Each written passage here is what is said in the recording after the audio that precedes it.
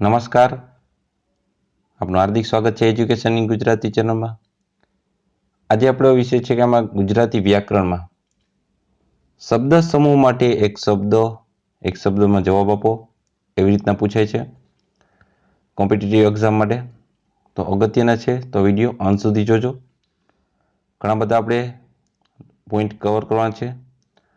તો સૌપ્રથમ છે લગ્ન પ્રસંગે વર કન્યાને શરીરે ચોંટાડતું પીળા રંગનું સુગંધિત મિશ્રણ એટલે એને કહેવાય છે પીઠી. બીજું છે મનોકામના પૂરી કરનારી ગાય, નહીં છે કહેવાય છે કામધેનુ. પછી છે ભૂમિતિના કોઈ સિદ્ધાંતને સાબિત કરવાની તાર્કિક પદ્ધતિ એટલે કહેવાય પ્રમેય.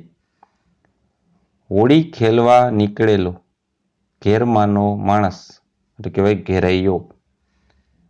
બૂટની અંદર નાખવામાં આવતું નરમ છૂટું પડ એટલે છે સખથરી. ચામડાની સાંકડી પટ્ટી કે દોરી તો કહેવાય છે વાધરી. શેરડીના સાઠાનો નાનો ટુકડો એને કહેવાય કાતરી. ઊંડા પાણીવાળી જગ્યા એને કહેવાય છે ગુનો. પાણીમાં આગળ ધપવા શરીરનો હેલારો મારવો તેને કહેવાય છે સેલારો. જ્યાં સ્ત્રીઓ પાણી ભરતી હોય તે કૂવો જળાશય કે તળાવનો ભાગ એને કહેવાય છે પનઘટ. ઊંચે જવાની ક્રિયા તેને કહેવાય ઉર્ધ્વગમન. પથ્થર વગેરેમાં કોતરીને કલાત્મક કાર્ય કરવું તેને કહેવાય છે શિલ્પકામ. દૂરની વસ્તુઓ જોવાનું યંત્ર એટલે દૂરબીન. પ્રતિદિન પ્રગટ થતું વર્તમાનપત્ર એટલે કહેવાય છે દૈનિક. મહિનામાં એકવાર પ્રગટ થતું એવું સામયિક તેને કહેવાય છે માસિક. 2 મહિનામાં એકવાર પ્રગટ થતું એવું સામયિક એટલે એને કહેવાય દ્વિમાસિક. જેમાંથી વસ્તુ ખૂટે જ નહીં તેવું પાત્ર એટલે અક્ષય પાત્ર. પહેલા કદી ના બન્યું હોય તેવું તેને કહેવાય અભૂતપૂર્વ. જેનો કોઈ છેડો કે અંત નથી તેવું તેને કહેવાય અનંત. બાળપણનો મિત્ર એટલે બાળ સ્નેહી. પહેલી વાર વિચારાયેલી ભેંસ એટલે કહેવાય વિહાયેલી ભેંસ એટલે ચોટડી. 2 ભાગમાં વેચીને વ્યવસ્થિત કરેલા દાઢીના વાળ કહેવાય કાતરા. લડાઈમાં હાર્યા પછી વિજયી રાજાને હારેલા રાજાએ આપવી પડતી રકમ એટલે કે એને કહેવાય છે ખંડણી. ખુશામત કરી લાભ મેળવનાર એને કહેવાય કઢી ચડ્ડો. ખુશામત કરનાર એટલે એને કહેવાય છે ખુશામતખોર. શેરની લે વેચનો ધંધો જે જગ્યાએ થાય તે બજાર એને કહેવાય શેર બજાર. શિષ્યને ભણવા માટે અપાતી આર્થિક મદદ પૈસાની મદદ એને કહેવાય છે શિષ્યવૃત્તિ. સૌભાગ્યની નિશાની રૂપે સ્ત્રીએ ગળામાં પહેરવાનું ઘરેણું એટલે કહેવાય છે મંગળસૂત્ર. વાળમાંથી થોર કાપીને જવા આવવાનો કરેલો માર્ગ કહેવાય છીંડું. સૂર્ય જેવું મુખ ધરાવનાર કહેવાય સૂર્યમુખી. 3 મહિનામાં એકવાર પ્રગટ થતું સામયિક એને કહેવાય ત્રિમાસિક. એક જ વર્ગના ભણનાર એટલે કહેવાય સહાધ્યાયી સહપાઠી. રૂઢિને ચુસ્તપણે વળગી રહેનાર એને કહેવાય રૂઢિચુસ્ત. રાણીઓમાં જે મુખ્ય રાણી હોય એને કહેવાય છે પટરાણી. નર રૂપે અવતારેલ ઈશ્વર એટલે કહેવાય નરહરી. લોઢાનું બાણ એટલે નારાયણ. રથ હાંકનાર સારથી. ધનુષ્યની દોરીનો અવાજ એને કહેવાય ટંકારવ. ધૂળને ધારણ કરનાર એને કહેવાય વસુધા. રથ ઉપર ચડેલો યોદ્ધો એને કહેવાય રથી. પાછળ જન્મનાર એને કહેવાય અનુજ. જે વશમાં નથી તે તે કહેવાય વિવશ. મરદાને દાટવાનું સ્થાન એટલે કબ્રસ્તાન. મિલકત જપ્ત થવી તે કહેવાય જપ્તી. સમાન દુઃખની અનુભૂતિ તો સહાનુભૂતિ. જેણે આત્માને ઓળખ્યો છે તે કહેવાય છે આત્મજ્ઞાની. જગત માટે જેને પ્રેમ છે તે જગત પ્રેમી. જે મેઘ જેવું ભયંકર કે અંધકારમય છે તેને કહેવાય ઘનઘોર. બોલવાની હોશિયારી એટલે વાક્પટુતા. પગથી માથા સુધી તો આપાદ મસ્તક. નજરો નજર જોવું તેને કહેવાય છે પ્રત્યક્ષ. ચોમાસું પાક તો એને કહેવાય ખરીફ પાક.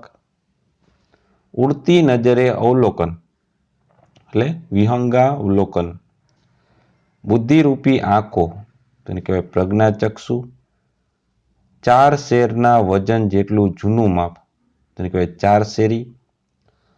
ખોટી માથાકૂટ વાળી સેવા ચાકરી તેને કહેવાય આળ પંપાળ.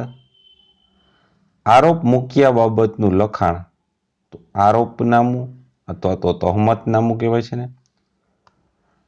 દવાખાનામાં સેવા ચાકરી કરનારી સ્ત્રી તેને કહેવાય પરિચારિકા.